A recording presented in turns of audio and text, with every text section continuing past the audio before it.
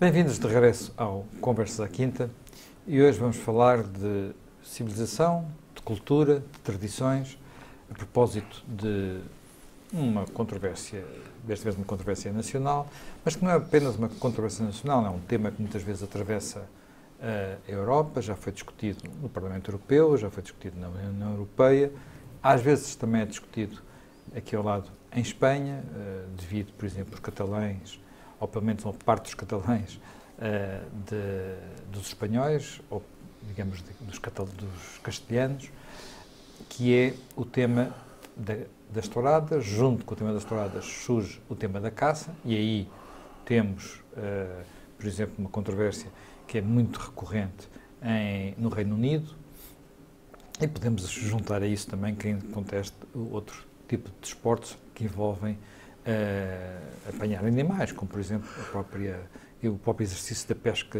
desportiva, pesca à linha, mas também, por exemplo, a pesca submarina, e tudo aquilo que tem a ver com a nossa relação com os animais. Vivemos um tempo em que se fala muito de direitos dos animais e esses direitos muitas vezes são apresentados como quase como uma espécie de sucedâneo dos direitos humanos e, portanto, como uma forma de evolução da civilização, quase como os direitos naturais, como são os direitos humanos. E estamos a entrar num terreno que é um terreno que naturalmente levanta alguma discussão, uma vez que a nossa própria espécie, o Homo sapiens, é uma espécie omnívora, isto é, nós alimentamos não apenas de vegetais, mas de carne de outros animais. Por isso, desde sempre, ao longo da evolução, nós fomos caçadores primeiro e depois criadores de animais para a nossa alimentação. As condições em que o fazemos também nem sempre são aquelas que poderemos dizer mais humanas, se é que podemos aplicar esse termo à criação de animais. Este tema é um tema que, digamos, muito vasto e talvez possamos começar precisamente por esta questão. Nós podemos falar de um tema de civilização quando há tradições culturais que fazem parte da própria identidade dos povos, como é o caso da tourada ou da caça em países como são os países da Europa do Sul, porque de facto não estamos a falar apenas de Portugal ou de Espanha, estamos também a falar de França, estamos a falar no caso da caça do Reino Unido e de grande parte da caça é um tema praticamente de todo o mundo. Jaime Gama. Bom, acho que podemos e devemos, talvez não na perspectiva que seja invocada, porque, na verdade, como o José Manuel Fernandes disse, a civilização, isto é, a emergência do homem como distinto dos outros animais, como ser racional, como ser capaz de elaborar culturas, está intimamente relacionada com a forma como orienta a sua relação com a natureza, quer em relação à terra, quer em relação a outros seres vivos, sejam as plantas, sejam os outros animais.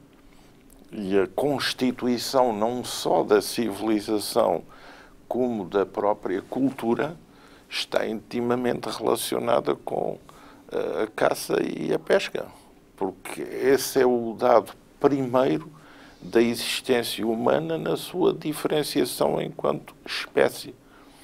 A capacidade, depois de passar de recoletor ou caçador para organizador de produção animal doméstica ou para organizador de culturas agrícolas, é também outro passo muito significativo na afirmação da espécie humana como espécie distinta.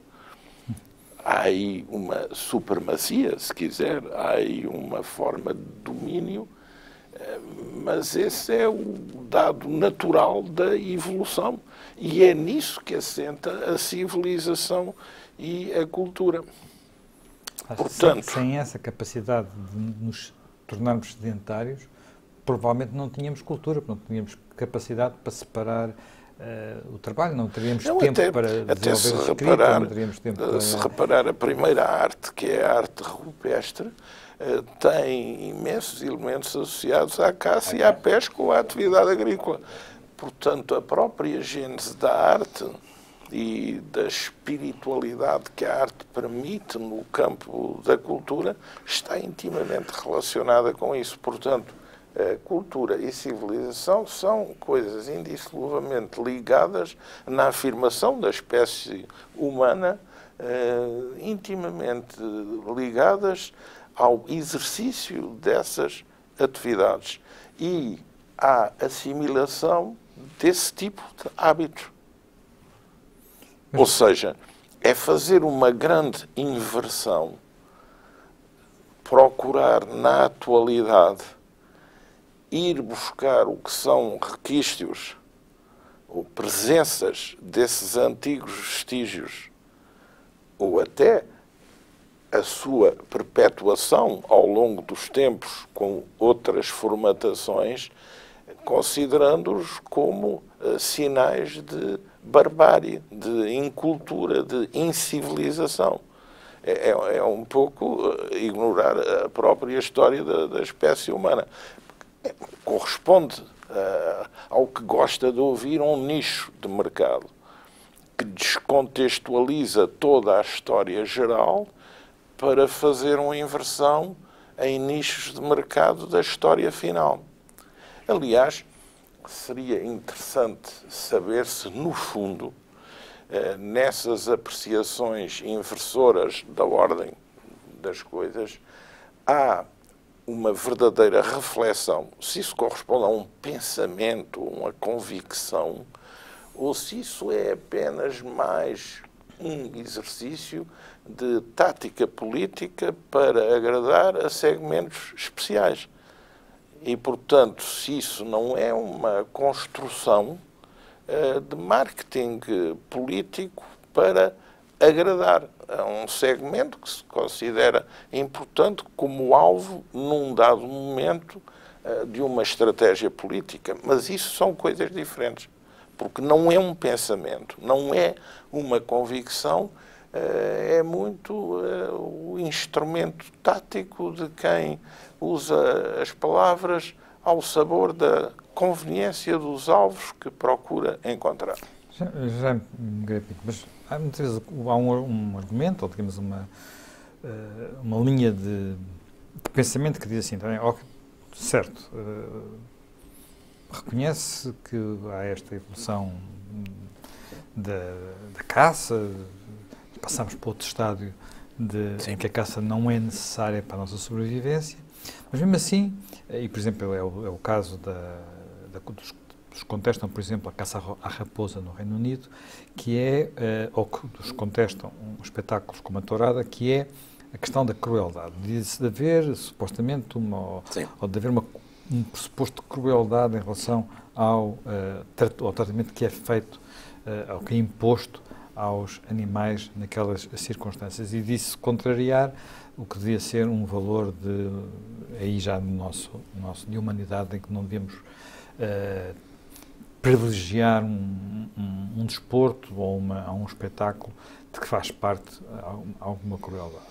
Vamos ver. Primeiro, há aí uma coisa que eu acho que é, enfim, um bocadinho absurda, que é identificar o sentir ou os sentimentos, quer dizer, localizar nos animais irracionais, sentimentos, qualidades, coisas que são próprias dos humanos, quer dizer, é uma imaginação. Aliás, há nesse aspecto há coisas interessantíssimas, até algumas coisas, alguns livros muito bons de ficção científica, por exemplo, toda aquela série do Planeta dos Macacos, que é exatamente a ideia de pôr tudo ao contrário, não é? Portanto, passam a ser os homens que são, digamos, de certo modo, os dominados, e passam a ser os macacos os dominadores. Primeiro, há exatamente essa ideia, quer dizer, não parece-me sempre um bocado absurdo, quer dizer, imaginar nos animais uma interiorização, por exemplo, da humilhação ou do sentimento que de facto é própria dos humanos. É evidente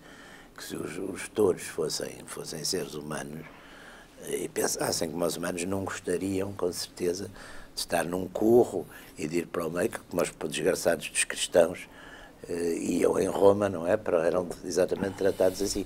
Mas exatamente não é a mesma coisa. Agora, é evidente que os animais não têm direitos. Nós podemos, por sermos pessoas, enfim, bondosas, podemos tratar bem os animais. Aliás, normalmente, enfim, esse aspecto do tratar bem o animal, não é? É uma coisa que está inerente, enfim, a um bom comportamento. Agora, tratar bem os animais não quer dizer que nós vamos, por exemplo, deixar de os usar para a nossa alimentação, ou até, e é o caso, enfim, é o caso da caça, e é o caso da tauromaquia, é o caso de outras atividades desse tipo, ligados a uma tradição que também é uma tradição muitas vezes identitária, quer dizer, são tradições que têm depois uma envolvente, que é uma envolvente social, é uma envolvente económica, e quer dizer, portanto, sacrificar todos esses interesses a um hipotético sofrimento do animal parece-me uma coisa um bocado absurda, quer dizer, do ponto de vista de a gente tem que sempre fazer equilíbrios e balanços de interesses, de valores, quem sofre o quê, quem ganha o quê, portanto aqui parece-me de facto quer dizer, um bocado absurdo irmos liquidar, por exemplo, a ideia de proibir as touradas ou proibir a caça, o que isso, por exemplo, em termos puramente económicos, significaria, até em Portugal, em determinadas regiões, quer dizer, sei lá, estou a pensar, por exemplo, a caça, a Serra Algarvia, vive que é paupérrima e despovoadíssima, quer dizer, uma das coisas de que vive um bocado é da caça e de haver ali esse tipo de atividades. Hoje há muito esta preocupação do interior, não é? Em Portugal, do interior, de ajudar o interior. Quer dizer, há áreas substanciais do interior, no Ribatejo, no Alentejo, etc., que estão exatamente muito dependentes da tauromaquia, de tudo isso. Há conselhos, aliás, cujos autarcas, e muito bem, se têm manifestado com muita racionalidade, quer dizer, como aliás o Jaime Gama ali há bocadinho dizia, isto é uma destas modas simpáticas, já tem o seu nicho de mercado, são sempre coisas, quer dizer, porque por essa lógica também já temos, e pela lógica veremos as pessoas que depois vão defender, por exemplo, os direitos das couves, porque as couves também sofrem não sei o quê, depois a seguir às couves vão vir as pedras, e portanto iremos caminhando sempre num imaginário, enfim, relativamente interessante e politicamente corretíssimo, mas que, por exemplo, a altura sobretudo é ridículo, não é? Portanto, há aqui essas coisas têm que ser balançadas, com certeza que a crueldade, pela crueldade com os animais é um mau sentimento, mas não é. A gente vai alterar, de facto, regras históricas, porque seja de um ponto de vista, enfim, teológico, seja de um ponto de vista, enfim, puramente materialista histórico, não há dúvida que os animais são os animais e as pessoas são as pessoas, quer dizer, e toda a lógica que seja transformar, humanizar os animais nesse sentido, quer dizer, parece-me absurdo. Uma coisa é o tratamento casuístico dos animais que estão connosco, podem ser cães, podem ser gatos, podem ser animais domésticos, de criação, etc. Outra coisa é, de repente, inventar uma coisa que é os direitos dos animais. As pessoas podem e devem ter deveres com os animais, porque podem ser, enfim, pela sua formação humana, religiosa, o que se quiser. Agora, não vir pôr, quer dizer, transpor os direitos humanos para os animais, assim como se fosse tudo a mesma coisa, parece-me absurdo. Bem, eu, por acaso, quando estava a pensar neste programa, recordei-me de umas passagens que, na altura, eu trouxe aqui este livro, às vezes não lembro algumas coisas, porque é um livro muito lido. Enfim, o ano passado, quando comprei o ano passado, este ano, aliás, este verão, já ia na 12ª edição, acho que quase toda a gente, muita gente em Portugal o leu, do Harari, sobre o Sapiens. Porquê? Porque, a certa altura, quando ele fala aqui da transição precisamente dos caçadores-recoletores para à agricultura e ao tratamento dos animais, ele, que é um vegan, portanto, este aspecto eu, por acaso, quando li o livro a primeira vez, não sabia ainda que ele era um vegan, traça-nos um retrato do que é a vida de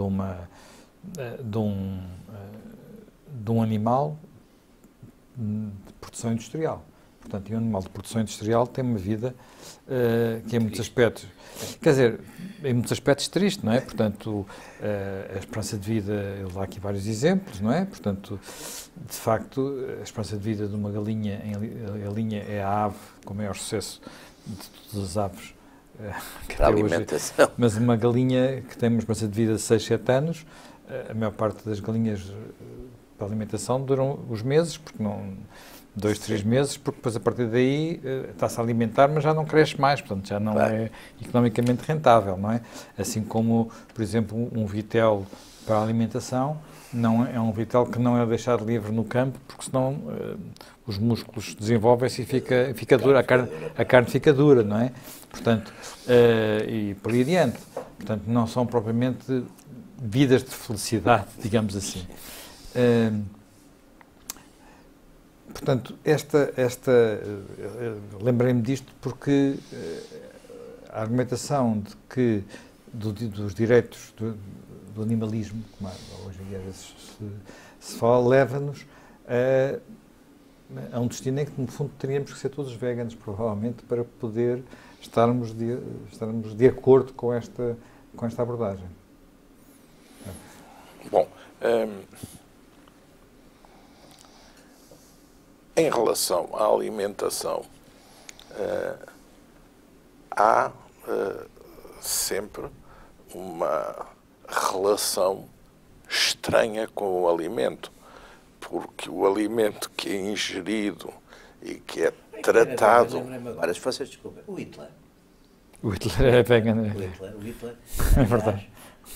Não gostava que eles junto dele comessem carne ou peixe, devoradores de cadáveres, chamava-os. O Hitler era além de... E é muito conhecida a famosa história do Himmler, quando visitou Madrid depois da vitória de Franco, foi convidado pela Falange para uma grande tourada na Monumental Madrid e ao terceiro touro saiu porque era incapaz de ver sangue de animais. E o Goering introduziu os códigos de proteção da natureza da Baviera, que são considerados códigos avançadíssimos em termos exatamente de proteção do vitalismo. Então há a relação com o alimento por parte de quem o ingere, que é mediada pela gastronomia e pela arte da cozinha, é uma relação dual, porque, por um lado, há o prazer da alimentação, mas, por outro lado, há a realidade nua e crua, ou da caça, ou da produção animal artificial para gerar esses mesmos alimentos. Agora, o que me parece... De uma forma faz parte da natureza, não é? Quer dizer, o que me parece é os animais também vivem caçando um pouco masoquista usar da parte das minorias, porque são minorias militantes, a técnica do zoom para chocar. Isto é, antes de comeres peito de frango, vais ter que ver como foi morto o frango, ou como o frango nem chegou a existir numa vida no aviário, ou como o carneiro, ou a cabra, ou o coelho, ou o bezerro, a vaca, foram tratados e foram mortos. E, portanto, essa tendência masoquista de fazer passar um filme sobre o açougue antes de cada almoço ou de cada jantar é algo, digamos, perturbador. E eu não sei se revela mais perturbação da parte de quem não quer ver isso, da parte de quem faz isso e não quer ver isso, do que da parte também de quem quer exacerbar isso. Não? Porque a hiperproteção do animal, a humanização do animal, é também algo que não é são. É fruto, na minha opinião, de uma cultura muito citadina, de uma cultura de gente muito separada do contacto normal com os animais e que, consequentemente, elabora na base de uma ficção sobre os animais que é muito compensatória dessa falta vital de contacto com a vida animal. Ficção Walt Disney. Exatamente, que são os animais simpáticos. É o cidadino carente de campo. Exatamente. E é a substituição do campo na recriação do jardim de plantas, do cãozinho, Claro, do animal de estimação, que muitas vezes compensa ou procura compensar grandes falhas humanas, não só de natureza, de espaço e de campo, como também de afetividade com outros humanos. Os animais não podem ser a alternativa à falta de uma relação com outros seres humanos.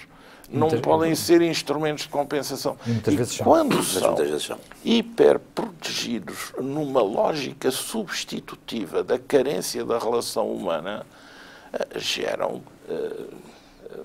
não só diagnósticos, como também doutrinas um pouco desfasadas.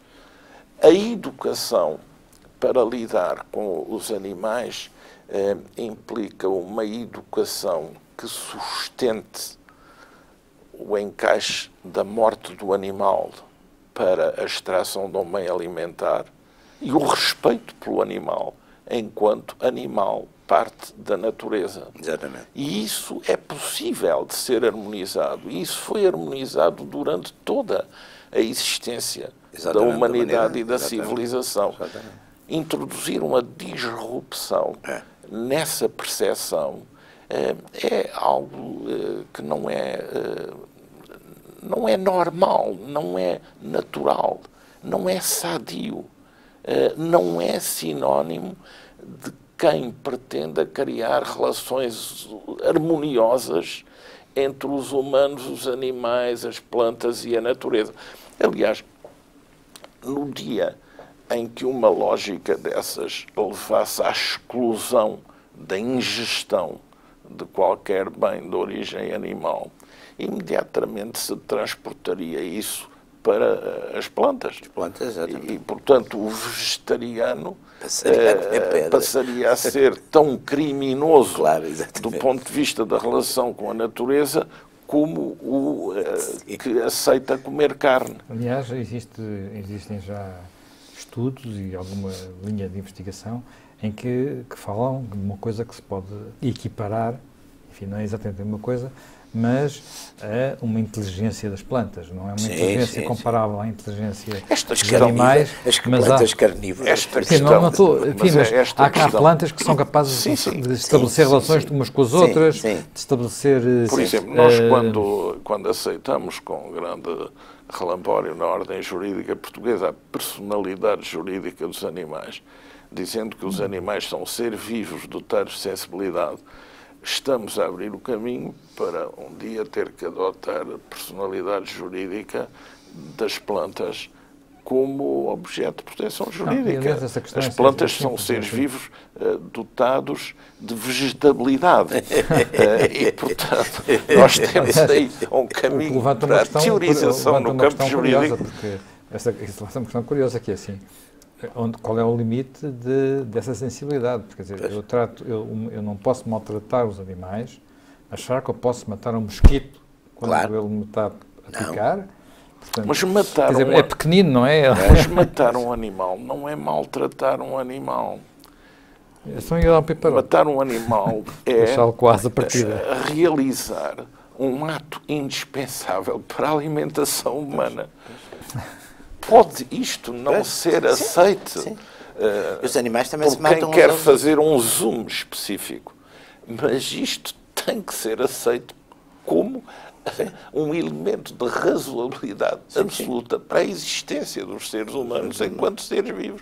Portanto, é preciso que as coisas estejam hierarquizadas na sua devida forma e que na educação haja a contemplação das duas coisas, porque isso é que é formativo e integrador. E a lógica, quanto a mim, de caminhar quase, como dizia o Jaime, para a assunção dos direitos humanos dos animais. Ou pelo menos para assentar na personalidade jurídica do animal. E depois no conceito do bem-estar animal, espero que não leve a que isso apenas abra uma janela para incluir despesa pública na definição de um contexto de segurança social animal. Para os próprios e para os donos dos próprios. Animais, isto é, exatamente. o direito a receber subsídios, subvenções, pela circunstância de possuir um animal. Isso nós estamos longe disso. Isso parece-me que está muito por trás de alguns argumentos. As despesas de veterinários já estão muito próximas de serem consideradas despesas no âmbito fiscal. A caminho disso. A caminho. O que, enfim, em algumas circunstâncias podem-se considerar... Isso é o que podemos considerar sentar os animais à mesa do orçamento, que é um projeto também... Não, eu falo alguém que tem vários animais de estimação. Mas... Porque há umas pessoas que falam disso também com uma radicalidade tal que qualquer dia se caracterizam por defender cotas para animais nas listas de candidatos a deputados ou outros cargos políticos, para que haja uma representação direta e não mediada. Mas há, apesar de tudo, aqui há algumas questões que podem ter a ver com a nossa própria, portanto, com questões, digamos, de algum equilíbrio. Por exemplo, haver, a tourada em particular, ser um espetáculo que tem limite de idade, as crianças não terem... Sim, mas isso é de uma hipocrisia absoluta. Mas isso foi aceito, enfim, é um ponto, às vezes considerado um ponto de equilíbrio, enfim. A questão é que nem todas as touradas são iguais, não é? Portanto, uma tourada à corda na terceira não é uma coisa que uma tourada de morte em Madrid. Até uma corrida pelas ruas de Pamplona também não é igual, digamos, a uma capeia ranhana ali nas aldeias da Beira Baixa. Portanto, há vários tipos digamos, de tradições também nessa área. E não deixa de ser curioso, quando falamos de tradições e de cultura e de pesos e medidas, não é? Que o maior diário espanhol, o El País, tenha uma norma que é, como o Jornal Espanhol e o Jornal de Madrid, naturalmente, que trata bem as touradas e tem críticos traumáticos, aliás, os melhores críticos espanhóis, ou dos melhores críticos espanhóis, e ao mesmo tempo tem uma regra que é, no El País, não se noticia um espetáculo violento como o boxe. Pois. Acho isso razoável. Não, mas lá está, são as tais, de certo modo, incongruências e de facto tem que se ver com isso. Mas, por exemplo, essa questão da violência das crianças, a repressão dessa violência vê-se até numa coisa muito curiosa. Eu, quando os meus filhos, meu filho sobretudo, meu filho homem, era pequeno, havia imensos soldados de Segunda Guerra Mundial, aqueles matchbox, isso praticamente hoje, de certo modo, desapareceu e torna-se mais difícil de encontrar, porque tenho a impressão que houve assim uma grande campanha contra essas coisas do antimilitarismo. Portanto, hoje é quase um produto bastante raro. Mas estava-me a lembrar porque... Eu lembro mais de haver soldados cowboys e índios. Mas havia uns da Matchbox, que nós vemos um ano na África do Sul e tínhamos da Segunda Guerra, depois havia também coleções que eram de outros períodos, da Guerra Civil Americana, etc. Mas que era bastante interessante e os miúdos brincavam com isso. O Orwell tem uma coisa muito engraçada a respeito disso, e, portanto, enfim, do que é, no fundo, sempre a educação e, portanto, esses momentos. Ele diz com muita graça que é difícil os pacifistas habituarem-se à ideia, quer dizer, as crianças gostarão sempre de brincar, ele na altura dizia soldados de chumbo, soldados de lata, não havia muito esta coisa do plástico, e não os substituirão por pequenos pacifistas, quer dizer, é impossível. Aquele jogo que as crianças sempre gostam de fazer com os soldados de chumbo, e jogar à espada, e jogar aos cowboys, etc. Portanto, no fundo, hoje fazem coisas parecidas, mas é nos computadores. Não, hoje nos computadores, exato, que aliás são mais violentas. Fazem explodir coisas. Esses são muito mais violentos, porque eu vejo às vezes alguns jogos dos meus netos, dos computadores, eles são muito mais violentos, porque exatamente é um matar muito mais rápido, muito mais mecânico. Portanto, era o melhor ou pior, os soldados tinham que se dispor, não é? Para uma batalha, pô-los aqui, pô-los acolá, etc. Portanto, essas coisas... Para tirar uns berlindes e tal. Exatamente, e depois jogar com... Portanto, toda essa parafernália, enfim, que faz parte da educação e da formação, essa obsessão, por exemplo, das coisas pacifistas, além disso, é de uma grande hipocrisia, porque hoje, infelizmente, as crianças, se começarem a mexer nas televisões, veem coisas desde pornografia, está completamente descontrolado nesse aspecto. Portanto, é de uma profunda hipocrisia e é banir determinadas coisas, não é? É banir determinadas coisas, porque é evidente que a familiar, por exemplo, também é outra coisa, que é uma cultura que pretende negar a existência de coisas que eles acham que são desagradáveis, nomeadamente a morte, a velhice, a doença, são coisas que, de certo modo, e depois as sociedades tornam-se altamente, com essa hipercuidado, lá está, dirigido para os animais, ou dirigido, e no fundo esquecem, enfim, grupos sociais, pessoas concretas, que morrem, que são abandonadas, etc. Portanto, há aqui uma espécie de não chamarei paranoia, mas quase nestas coisas, porque a obsessão com determinados grupos que talvez não sejam exatamente os mais carentes. E no fundo, há outra coisa aqui que me parece também que se tem de combater, que é a ideia de uniformidade. Porque eu lembro-me num desses programas agora sobre as coisas da tauromaquia, não sei, que já se proibiu em todo lado. Isto não é todo lado, é os países onde há uma tradição tauromáquica, que de facto é Espanha, é Portugal, é o sul de França, é o México, são algumas áreas exatamente de colonização espanhola. São esses, quer dizer, o banir nesses sítios, nos outros sítios não há, quer dizer, não banir na Noruega não interessa, os noruegueses não fazem touradas. Apesar de tudo, houve aí podemos dizer que houve pelo menos durante algumas fases da própria evolução e da própria história, houve tensões, não é? Portanto, houve períodos em que, sim. Por exemplo, havia tourada em Itália, mas houve depois uma bula papal no século XVII que proibiu que os católicos assistissem, depois eram só os membros da Igreja e as touradas acabaram por desaparecer de Itália. Se eu não estou em erro, a tourada moderna tinha uma certa simbologia, pelo menos a peninsular e a espanhola sobretudo, que era o touro era o Moro era a expulsão dos muçulmanos, não é? Portanto, e o diestro era o cristão que vencia também era uma das interpretações que aparecia. Não sei bem qual é a origem da tourada, porque, por exemplo, as representações mais antigas de coisas são da cultura de Creta, não é? Portanto, aparentemente há jogos com o touro, não é? Portanto, sim. Também havia uma certa oportunidade. Proto-forcados. E o touro também tinha uma certa oportunidade de sair vencedor, quer dizer, também podia de vez em quando vários desses grandes diestros que foram mortos na arena, não é? Portanto, o touro também tinha uma certa capacidade de resistência.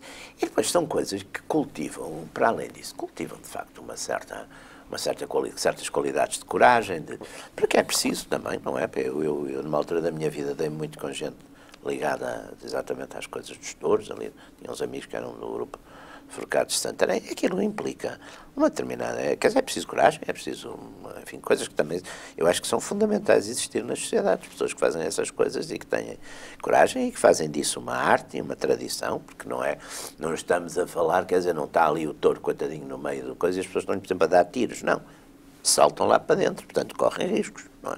E, portanto, esse risco faz parte da formação, da educação, quer dizer, são coisas fundamentais, não é? Que eu acho que tem que haver nas sociedades esse tipo de culturas, não é?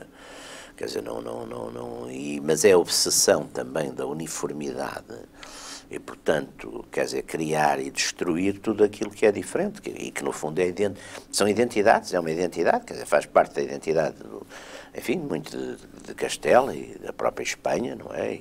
E por reflexo em países como o México, a tourada é uma coisa importante, faz parte de uma tradição, portanto, é essa uniformização, muito nessa cultura que há bocadinho ali o Jaime Gama denunciava, essa cultura hipercitadina e que depois de certo modo, é tentada, muito desligada da realidade e, portanto, que está tentada sempre a demonizar ou a glorificar essa realidade que está muito distante. Quer dizer, é como a gente vai ver, por exemplo, a literatura utópica do século XVIII na Europa, enfim, fazia-se como se fossem seres sublimes os índios, por exemplo, das Américas, que eram antropófagos, não é?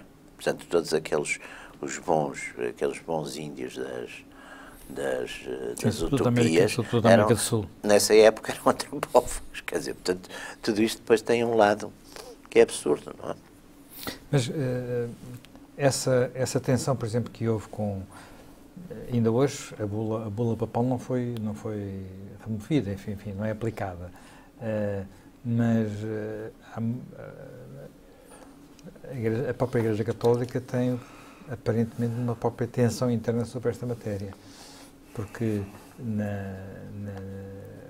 parece depender também um pouco da própria pressão dos, enfim, como não é, ao longo do tempo os Papas também iam sentindo essa pressão política. Aquilo que, no entanto, está escrito na bula do Papa Pio V é uma questão moral. Isso pode fazer sentido? Vamos a ver. Há diferentes maneiras de percepcionar a relação com o touro. E é por isso que há também diferentes festividades ou atos celebracionais ligados ao touro. Nós em Portugal temos imensos, desde as chegas de bois até às tentas, as garreadas, até às largadas de touros, até às festas arraianas com o forcão, na zona de fronteira, as touradas à corda, portanto, o toureio a pé, o toureio a cavalo, as pegas. Há uma variadíssima maneira de lidar com esses animais bravios e até as coisas improvisadas, com vacas bravas, com gueixas, enfim, tudo isso faz parte de uma relação com o touro. É óbvio que a relação com o touro é muito diferente da parte de quem teoriza sobre isto em casa, da relação que tem quem trabalha e lida diretamente com o gado e com o touro. É muito diferente. E nós temos que ver que quem lida com esses animais que são necessários para a reprodução das manadas e que existem na natureza com essa função. Mas quem lida com eles, quem trabalha com eles, quem corre o risco de lidar com eles, quem arrisca a sua própria vida nesse tipo de trabalho, tem uma relação diferente. E não se pode imaginar sequer que as pessoas das quais sai essa cultura sejam pessoas que tenham construído a festa taurina unicamente baseadas num ideal sádico de barbarismo ou de tortura do animal. Porque o que ali está em causa não é a tortura do animal, nem sequer a morte do animal enquanto tal. Há ali praticamente três coisas ou três etapas. Uma é a afirmação da bravura no enfrentamento desse animal. Outra é a afirmação da destreza na forma como gerir essa relação. E, em terceiro lugar, é adicionar ainda a isso a construção de uma arte para fazer essa lide, da qual se extrai uma beleza estética suscetível de ser fruída. Ainda acrescentava um elemento a isso, que é a própria competição entre os criadores de animais. Os criadores e os próprios artistas.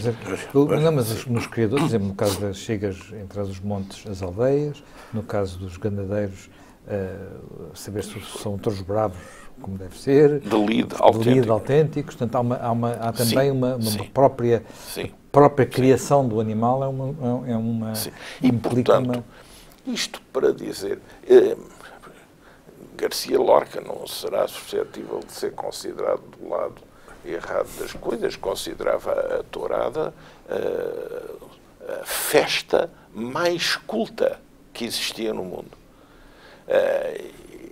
Por exemplo, Alves Redol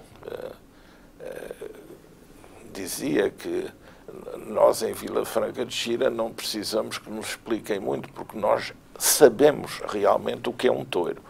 E, portanto, quem sabe realmente o que é um touro é capaz de entender a tourada de outra maneira e sem, digamos, uma visão, que é a visão de quem, porventura, tem uma escassez na lide com animais, até de quem tem, porventura, uma superabundância alimentar que o leva a uma fatiga da carne por excesso de alimentação, mas que naturalmente tem uma conduta diferente de quem olha a carne como um bem alimentar necessário para a sua própria sobrevivência.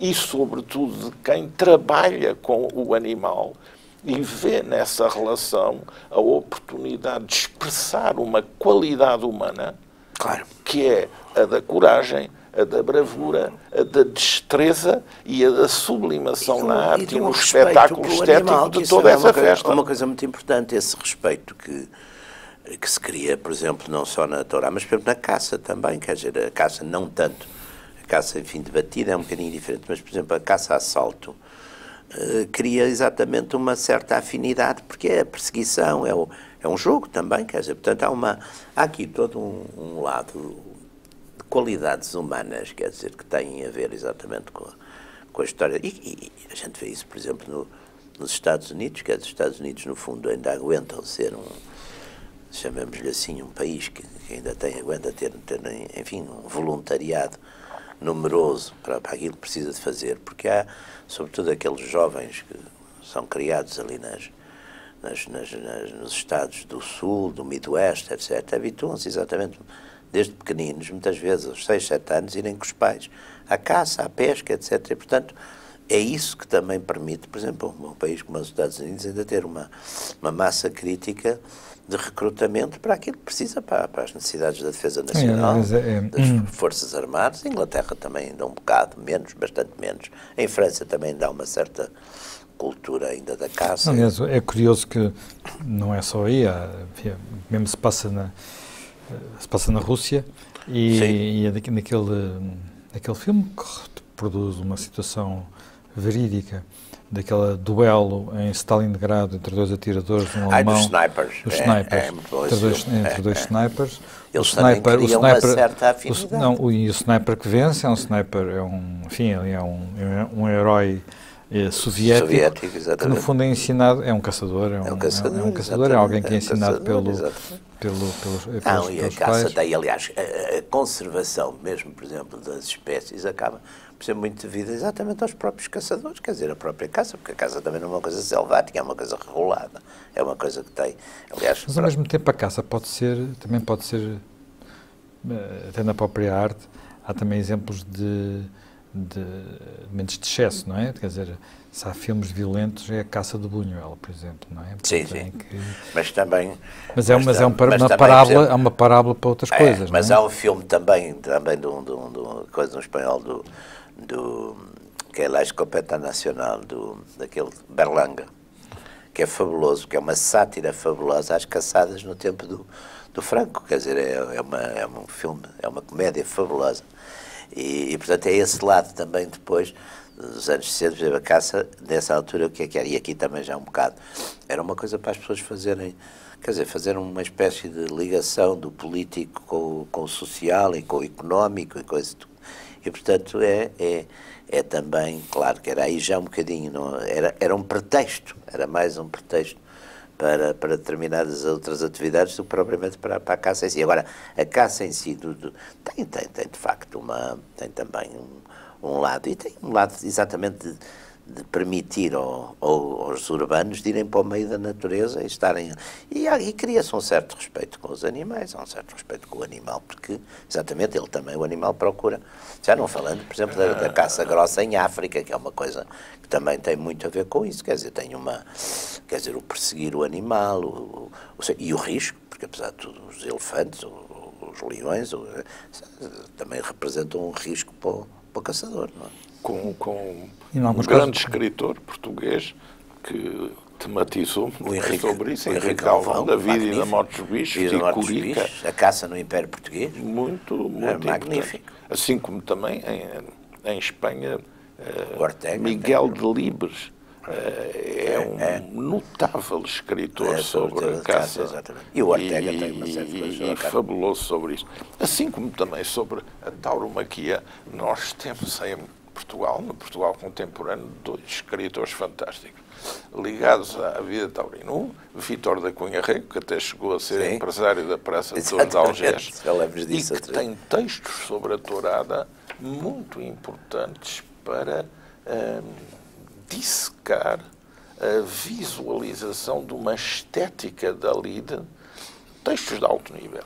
E Álvaro Guerra, cujo pai chegou a ser empresário do José Júlio, em Vila Franca de Xira, e que é também um grande amante da festa e que escreveu textos lindíssimos que ajudam a compreender a beleza estética da tourada. Nós temos uma literatura e no caso da caça, ela estende-se inúmeros autores que, por exemplo, ilustraram a famosa revista Diana em tempos idos. Aliás, agora estou a falar disso. E o próprio Miguel Torga, que era um caçador e que se há escritor que tenha escrito com respeito pelos animais e pelos bichos selvagens, sendo caçador, é Miguel Torga. E o Camilo também tem muita coisa de caçadas, também. O Camilo também tem. E o próprio Aquilino também.